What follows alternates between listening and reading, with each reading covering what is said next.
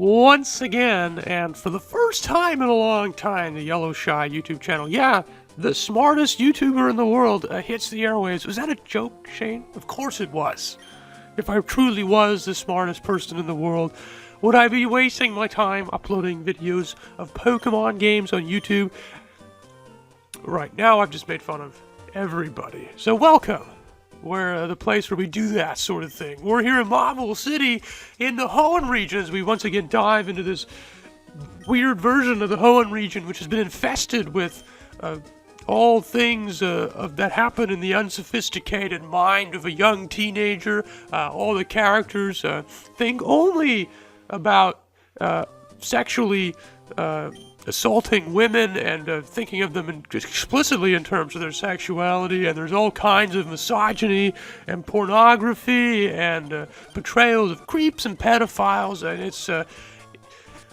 it's really, I don't know what to make of this game quite yet, because sometimes there's big words and you're like, is this person not 13?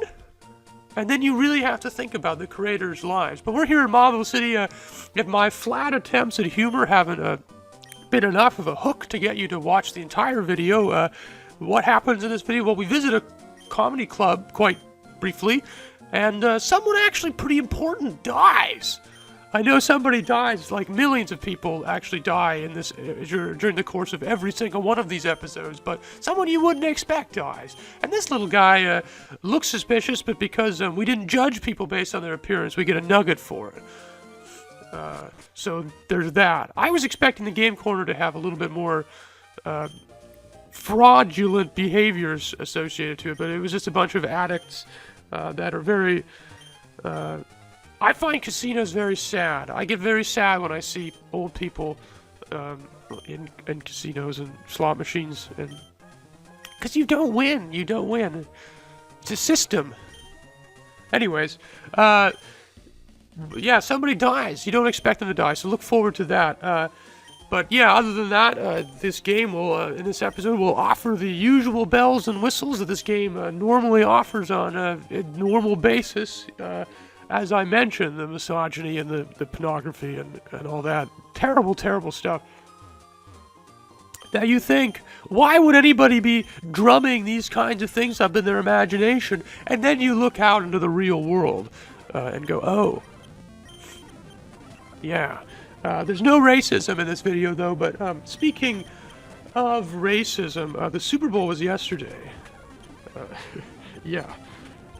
I don't know if you watched. I'm really not much of a football fan anymore. I've spent too many years of my life in the same household as my older brother and my father, who spent every single Sunday, like for 9 hours on the couch watching football. They watch it all so they could go, see their friends the day after and go, did you see that catch, man?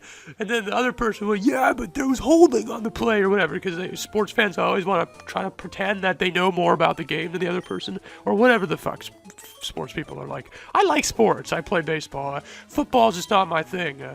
Or as a yes, the big game was yesterday, and the real Patriots, as far as I'm concerned, won. The Eagles, they defeated the white supremacists. Yeah, and Joe Schmo, who is a darling fellow YouTuber who is much more dedicated to making Pokemon videos than I am, and definitely shows. He's much better at this than me. But he's a very reasonable person, and but in essentially every regard that I can think of, except for he cheers for Boston sports teams. And I don't know why. I detest everything about Boston sports teams, and the racism is incredible. You can think of football generally as sort of a metaphor for racism and ownership, and Tom Brady wore a Make America Great Again hat during the 2000. He kept it in his locker room during the last season when Orange 45 was running for president. And I mean, to have the nerve to do that while you have black people in your locker room that play for you on your team is really just obscene. And I'll say it again, if you supported or you are silent in all of his racism and in that, and you therefore are enabling the racism. So we're going to call it out as it is. Tom Brady's a racist. Bill Belichick's a racist. He's the coach, I think. And Bob Kraft, the owner, is just like many of the owners of the NFL are rich, white, supremacist, racists. Bob Kraft is donated money, $1 million, I think, to the campaign. I think there's about a half a dozen owners, I think, that did so. And football, enables it, right? Because America loves rich people. They do. And the NFL is the only sport I can think of where the owner holds up the trophy at the end. But anyways, Brady lost, the white supremacist lost, so that's all good. And I think that feels to me like a turning point in American history. There's some midterm elections coming up in November. I think the real patriots, like the Eagles, are going to win that one as well. If you have to tell people you're a patriot, you're probably a white supremacist. I'm going to say that. It's like if you have to say that you're not racist, then you probably are. If you have to tell people that you're funny, you're probably not. Who you hate the person that goes, oh, you're gonna find this joke just hilarious. You're like, I'm probably not. Funny people just are funny, right? I'm not funny at all. But anyways, going more into the football, you might have known Dodge ran a commercial for their trucks. I didn't watch this because I didn't watch the game. But they had truck commercials. Dodge usually has Sam Elliott on them, right? Like, best in class towing and gas mileage Dodge Ram, or whatever. And I adore Sam Elliott in some fabulous movies. Sam Elliott has proved that he can take America on his back and carry them forward through the toughest of times. He's done that in movies like Frogs and Lifeguard. Lifeguard. I almost said Lifeboat. That's a Hitchcock one. Anyways, there was this Dodge commercial that it had the voiceover of Martin Luther King's speech. And they used it for consumerism. They used their words, and his words, to try to promote Dodge trucks. And the owners of Chrysler, if you must know, are actually also donors to the president, or were, and supporters of it. And so they are part of the enablers of white supremacy and the racism. And I mean, it's also ironic, too, if you didn't know this, you might have read this afterwards. The actual excerpt that came from the commercial, if you didn't know, comes from a speech called the Drum Major Instinct speech, which Martin Luther King delivered, and it was all about consumerism and warning against sort of unwise consumerism. And at one point he actually said that we buy cars that we can't afford in America, and then capitalism tries to tell us that we should buy cars that we can't afford. So it was quite ironic. And so that commercial is exactly as gross as you might have thought if you first heard it. But that it's a really good symbol, I think, for America and capitalism, and how it, we try to profit. People try to profit off of identity and sort of inclusion and diversity. We do this in Canada all the time. We talk about how we celebrate diversity and things like that. And it's like, but do we? But we like to put all these commercials out, like, well, we love, to all be together and learn about other cultures, and some people don't. And, I'm not saying that's good. I mean, I'm trying to say we're giving ourselves a false perception of how much, as a whole, we seem to celebrate diversity. To me, that goes without saying, though. I don't know, maybe... let me put it this way. If corporate America really did love diversity and inclusion as much as the Super Bowl ads led us to believe, and not the Dodge one wasn't the only one. There was more, as I'm aware of, that seemed to celebrate that. the very fabric of our society would be radically different. And American society would be radically different if we actually did believe and adhere to those things as society as those ads would like us to believe.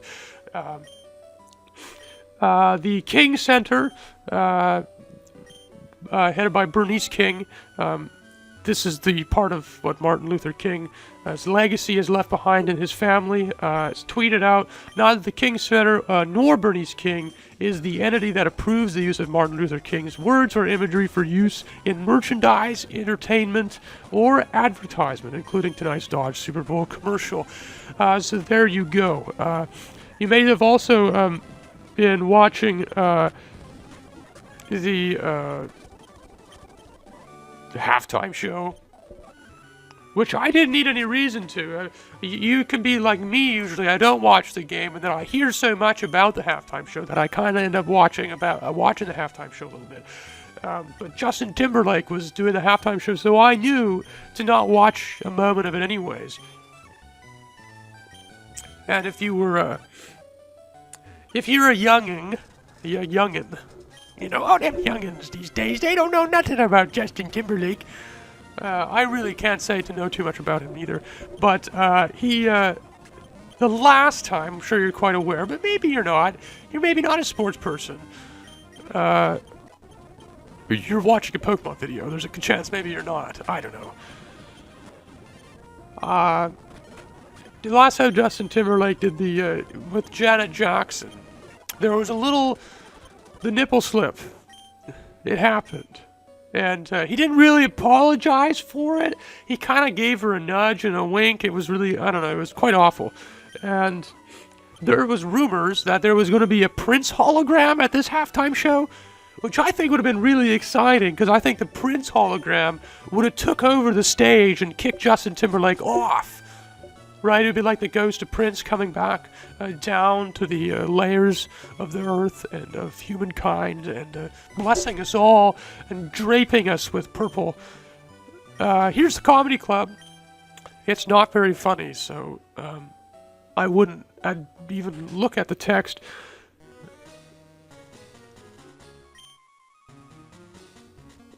His name's Dom. That's really all you gotta say. I know one person named Dom, and I don't claim to really like that person very much, but I don't know, if your name's Dom, I'm not judging you or anything. I'm just saying the two Doms I know, the one in real life and the one in this game, both been kind of like, they drive douche canoes. I assume this guy drives a douche canoe, I don't know. A Dodge Ram truck with a Martin Luther King slogan on it, maybe. Anyways, there was no Prince hologram on the halftime show. Instead, a white guy tried to do a half-assed tribute to him, and he was there in the background there the one time on the projector or whatever. Prince, and I get it, because Prince was from Minnesota, and the Super Bowl was in Minnesota. But, how much time do we have here left? Okay, 6 minutes. I think I can finish this off. My problem with it is Justin Timberlake really,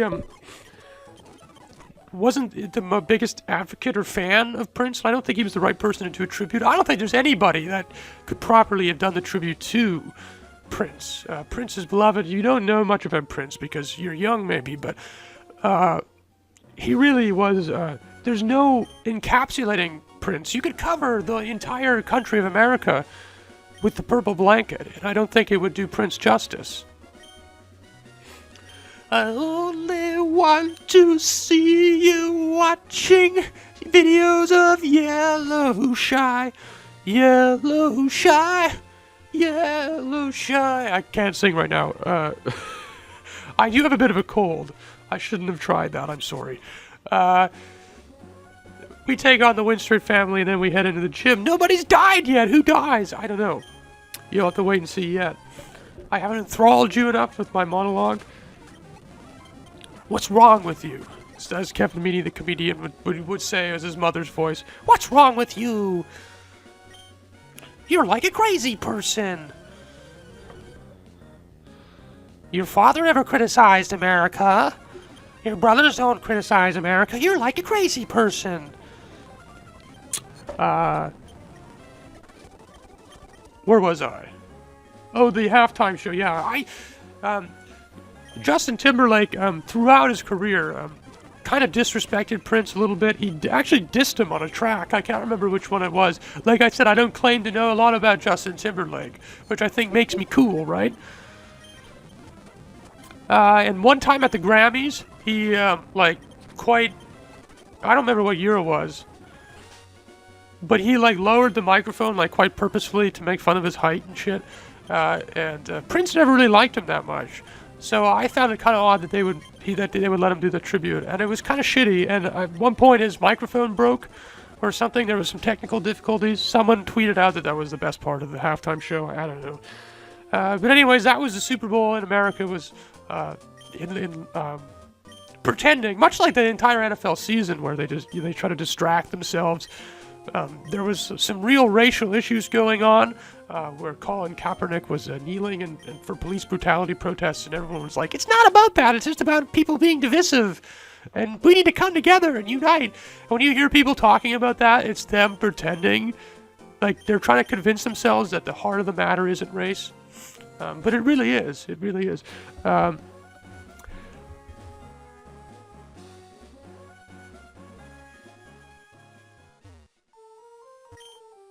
guess that's all I want to say about that. I don't know. We're going to go to the gym now. And as you can see, they need my help. The crazy narcissistic psychopath, Wally. He is a soulless monster. And in fact, he has killed all of these people. Their heads are turned away from us. And here's Watson. You don't have to kill everyone in the gym. You beat me now. Leave. Shut up, old man! Yeah, you want to kill him, alright. Finish him. Some awful description here. Pokemon normally survive this move. I don't know what that's saying about Pokemon versus humans. Because humans have taken ownership over Pokemon. All that. Anyways, so we fight Wally instead. We in fact don't even get... I don't think we got any... Do we get badges in this game? I already forget. But Wally is quite formidable, actually. He's got some good Pokemon like Absol here. And we'll end the video as soon as we finish off with him. I was going to touch on... I still don't think I've told the Rio story, have I? That's hilarious. It's been so long since I've recorded last, I don't remember if I've actually have told the story or not.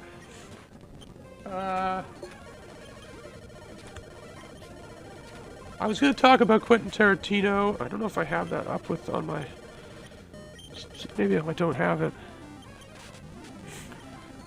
I was looking at my favorite. Sometimes I favorite tweets that are links to articles so that I can remember to go back to them.